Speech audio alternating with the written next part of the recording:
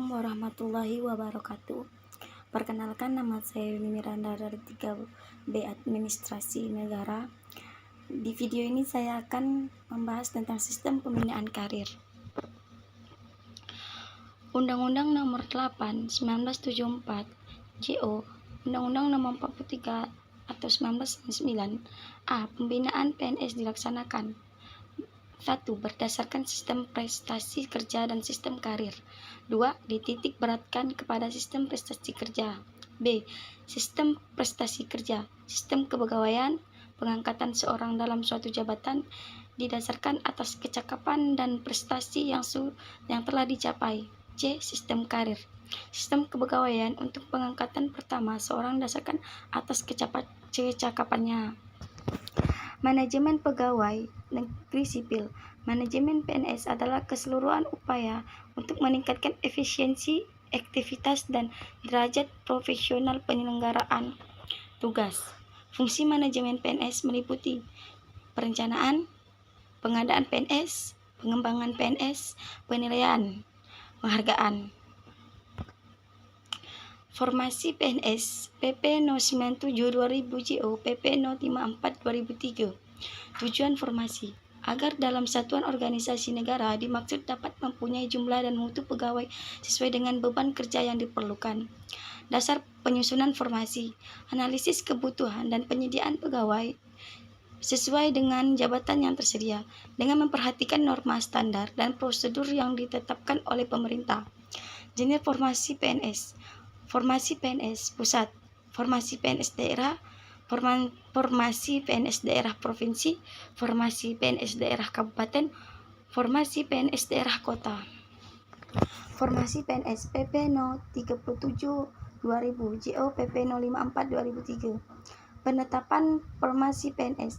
Formasi PNS pusat ditetapkan oleh Menteri yang bertanggung jawab di bidang daya gunaan aparatur negara setelah mendapatkan pertimbangan kepada BKN.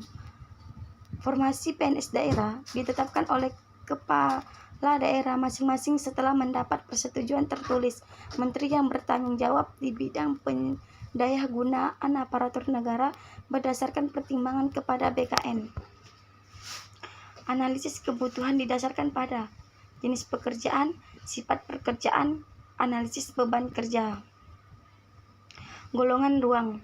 Golongan ruang yang ditetapkan untuk pengangkatan sebagai CPNS pada saat melamar memiliki dan menggunakan ijazah yang dimiliki. Ijazah lain yang setara dengan ijazah dokter, apoteker, S2, penetapan kesetaraannya dilaksanakan oleh Menteri yang bertanggung jawab di bidang pendidikan nasional.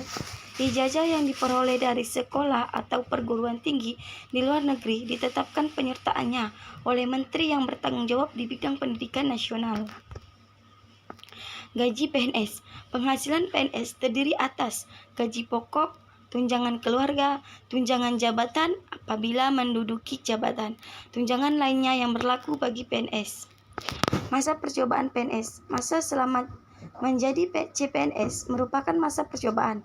Lamanya masa percobaan ini sekurang-kurangnya 1 tahun dan paling lama 2 tahun sesuai ketentuan pasal 16 ayat 4 Undang-Undang Nomor 8 1974 JO, Undang-Undang Nomor 43 tahun 1999.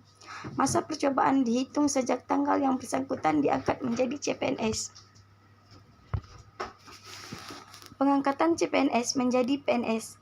CPNS yang telah menjalankan masa percobaan kurang 1 tahun dapat diangkat menjadi PNS dalam jabatan dan pangkat tertentu yang dilakukan oleh PKK atau pejabat yang ditunjuk apabila memenuhi syarat. Setiap unsur penilaian prestasi kerja atau DP3 bernilai baik, sehat jasmani dan rohani yang dinyatakan dokter penguji tersendiri. Tanggal mulai berlakunya keputusan pengangkatan sebagai PNS dilihat lulusnya diklat prajabatan. Pendidikan dan pelatihan PNS PP No. 101 2001 adalah upaya yang dilakukan bagi PNS untuk meningkatkan kepribadian, pengetahuan dan kemampuan sesuai tuntunan persyaratan jabatan dan pekerjaannya dalam pasal 31 Undang-Undang No. 8 1974.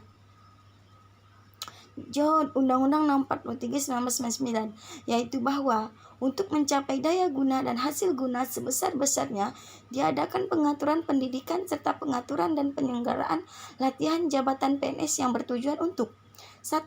Meningkatkan pengetahuan, keahlian, keterampilan, dan sikap dapat melaksanakan tugas jabatannya secara profesional.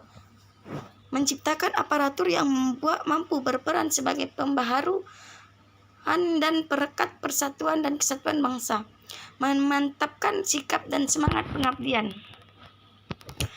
Pemberhentian CPNS pasal 18 PP 98 2000 Jo PP 11 2002 diberhentikan dengan hormat, mengajukan berhenti, tidak sehat, tidak lulus diklat prajabatan, tidak menunjukkan kecakapan dalam melaksanakan tugas, menunjukkan sikap budi pekerti yang tidak baik, mengganggu lingkungan pekerjaan, tidak melaporkan setelah 1 bulan 5 SK.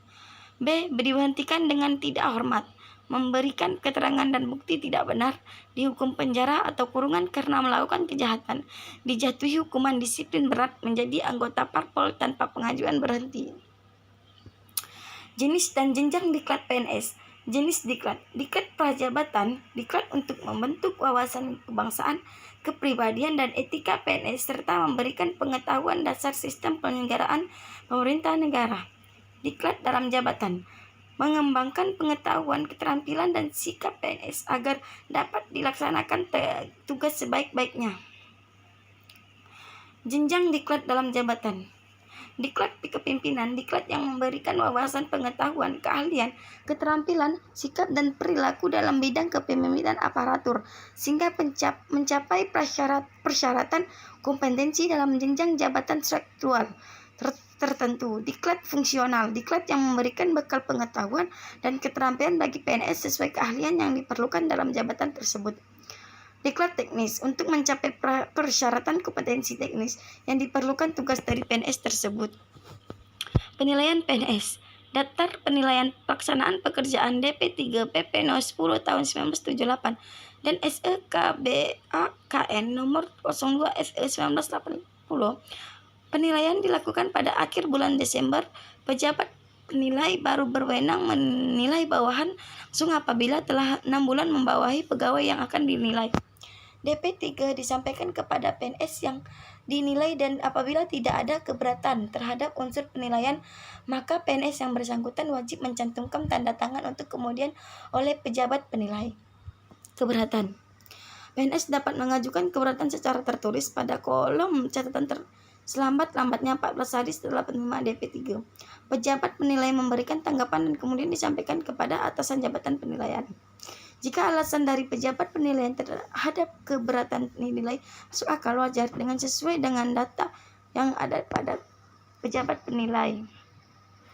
Pengujian kesehatan PNS PP No. 26 tahun 1977.